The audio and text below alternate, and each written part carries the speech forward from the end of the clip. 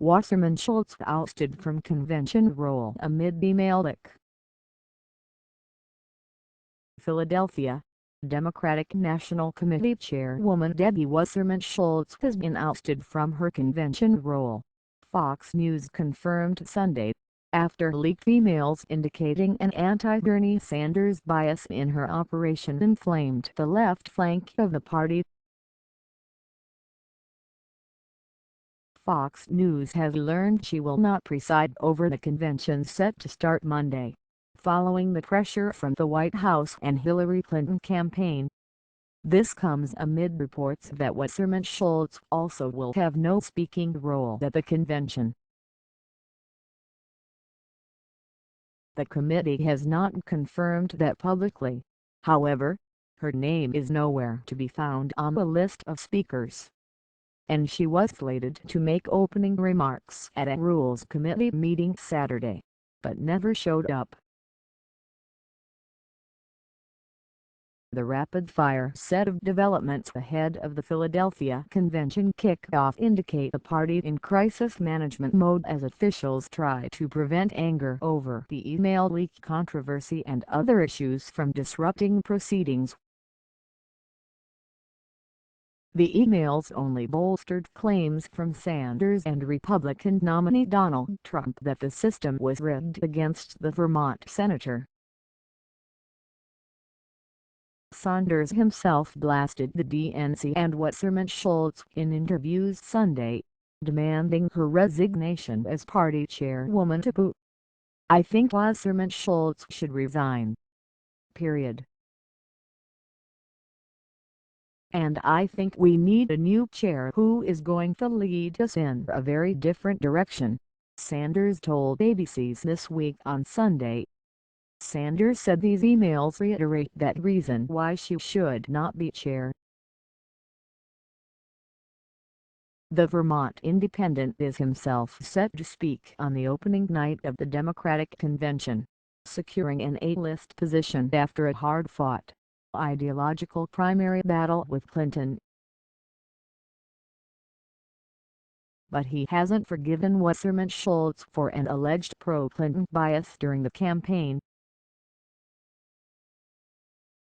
He repeated those claims in the wake of WikiLeaks' release of roughly 20,000 Democratic National Committee emails, including some that suggested the group indeed tried to undermine Sanders' insurgent campaign. The leaks, which include emails from January 2015 to May 2016, purportedly came from the accounts of 7 DNC officials. In one email, DNC staffers were looking for ways to blunt Sanders' popularity with Democrats. In a May 5 email, a DNC employee asked a colleague to collect information on his religious beliefs, claiming it might sway voters in West Virginia and Kentucky. In that particular email, Sanders' name was not mentioned, but he was the only other candidate in the race at that time against Clinton. DNC Chief Financial Officer Brad Marshall wrote, "This would make several points difference with my peeps. My Southern Baptist peeps would draw a big difference between a Jew and an atheist." Sanders will be joined Monday night on stage at the Wells Fargo Center by First Lady Michelle Obama and several other speakers, according to the Democratic National Committee. CNN reported that Wasserman Schultz, however, would not have a speaking role in Philadelphia.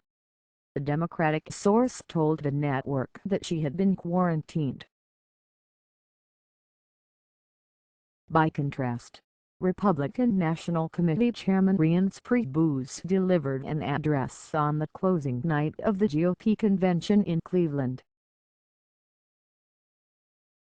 The Democratic National Committee and Wasserman Schultz already were facing internal unrest over party rules, but the email leak aggravated pro-Sanders Democrats even more.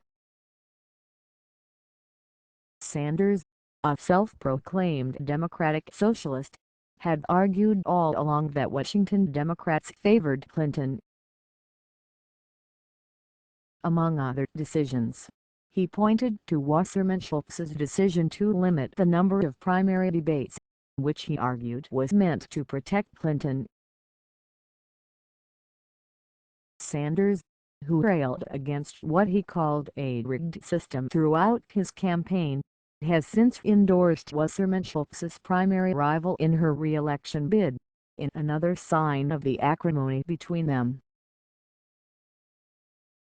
That Sanders gets a prime-time speaking spot is also significant, considering the rival campaign's 4 weeks negotiated his primary exit strategy, with Sanders insisting that at least some of his progressive agenda, including free college education, better international trade deals and more social and economic equality, be included in the party platform.